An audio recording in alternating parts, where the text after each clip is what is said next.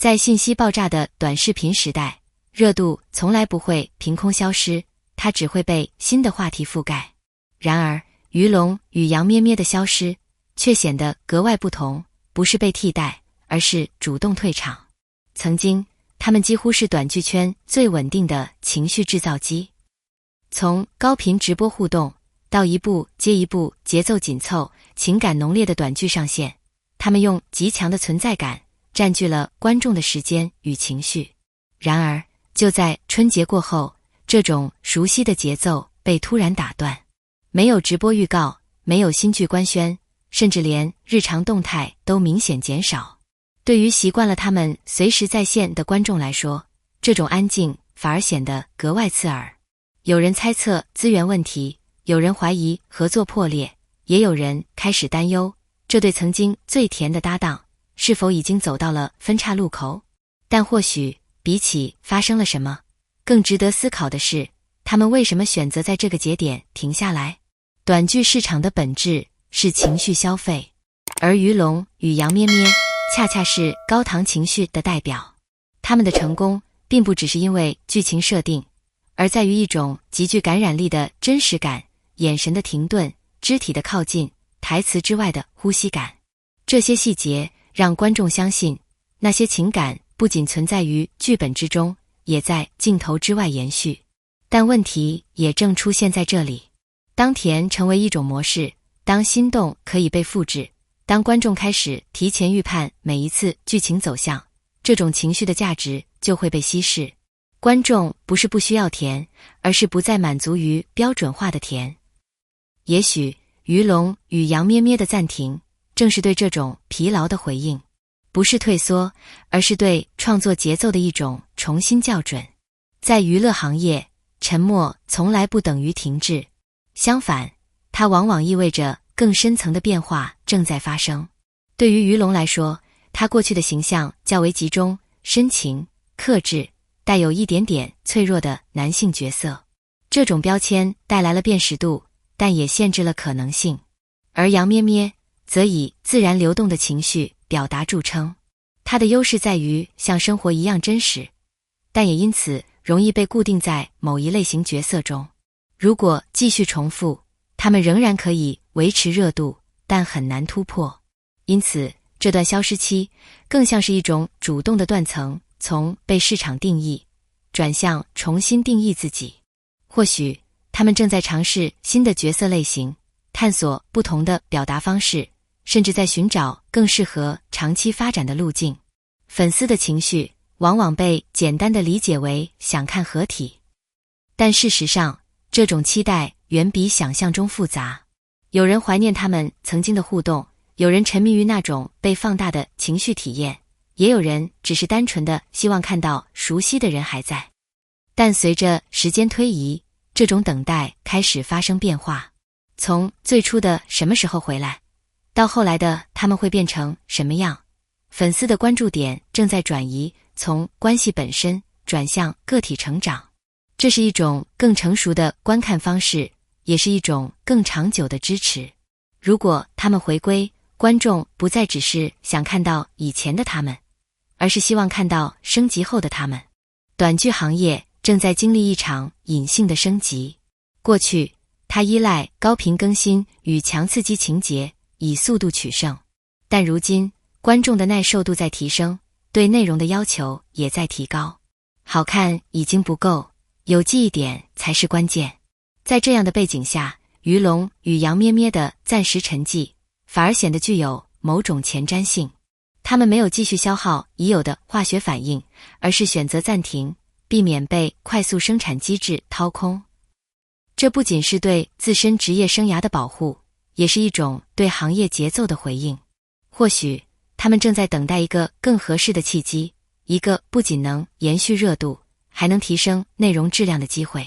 如果有一天，他们再次同框，那一刻所承载的意义，注定不会只是一次简单的合作重启，而更像是一种时间沉淀后的情感回响。观众之所以会被这样的重逢所触动，并不是因为熟悉的画面被再次复制，而是在变化之中重新捕捉到那份曾经真实存在、却又经过岁月打磨后的连接感。真正具有力量的表达，从来不是对过去的重复，而是在经历沉淀之后，对情感进行再一次提炼与重构。当演员带着新的理解回到同一个画面时，他们的眼神、节奏，甚至沉默本身，都会多出一层此前未曾拥有的厚度。这种变化并不会削弱观众的代入感，反而会让情绪更加立体，更具穿透力。因此，观众真正期待的其实是一种升级后的真实。它不再依赖刻意设计的桥段，也不需要高强度的情绪堆叠，而是通过更克制的表达，让情感在细节中自然流动。这种更贴近现实的呈现方式，反而更容易引发共鸣，因为它接近生活本身，也更接近人心深处最隐秘的感受。或许，他们再次出现时，已经不再需要传统意义上的情侣设定来支撑关系的成立。角色可以改变，身份可以重构，但只要情绪依然真诚，人与人之间的连接依然清晰，这种相遇就依旧具备打动人心的力量。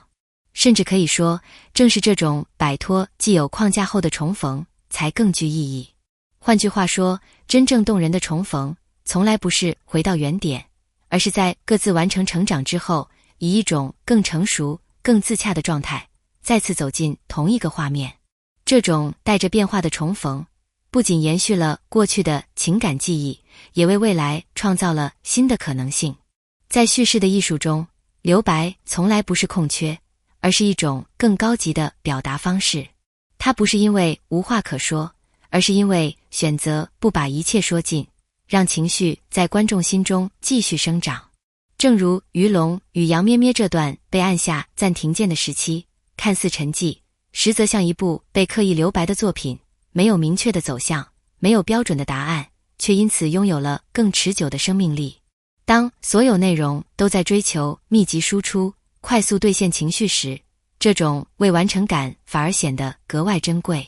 观众不再只是被动接受，而是开始参与建构意义。有人在回忆中不断重温他们的高光时刻，有人在沉默中赋予这段关系新的理解，还有人将这段空白视为一种关于成长与转变的隐喻。这种不确定性其实是一种更深层的吸引力，它打破了线性叙事的边界，让可能性成为故事的一部分。也正因为没有被定义，他们的关系才没有被消耗殆尽，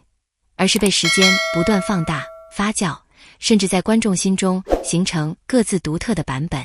或许他们的回归不会轰轰烈烈，而是在某个不经意的瞬间重新出现，也可能他们会以截然不同的姿态，带来一种完全陌生却更成熟的连接。当然，也存在另一种可能，这段合作停留在过去，成为一个无法复制的阶段性记忆。但无论哪一种路径，它都不应被简单地归结为结束或失败。因为真正具有价值的，从来不是频繁的出现，而是那些曾经真实发生并被深刻感知的瞬间。正是这些瞬间，构成了观众与作品之间最稳固的情感纽带，也让留白本身成为故事中最动人的部分。在这个节奏越来越快、情绪越来越容易被消耗的时代，我们或许更需要这样的停顿。它提醒我们，娱乐不仅是消费，更是一种关于情感、关于成长、关于选择的表达。于龙与杨咩咩的沉默，也许不是缺席，而是一种更深层的积累。那么，我想问你，如果他们回归，你更希望看到是曾经那种熟悉而甜蜜的感觉，还是一个全新、更成熟、更真实的他们？欢迎在评论区分享你的看法，你的每一个观点都会成为这个行业继续前行的一部分。也别忘了点赞、关注，让更多人一起参与这场关于内容、情感与成长的讨论。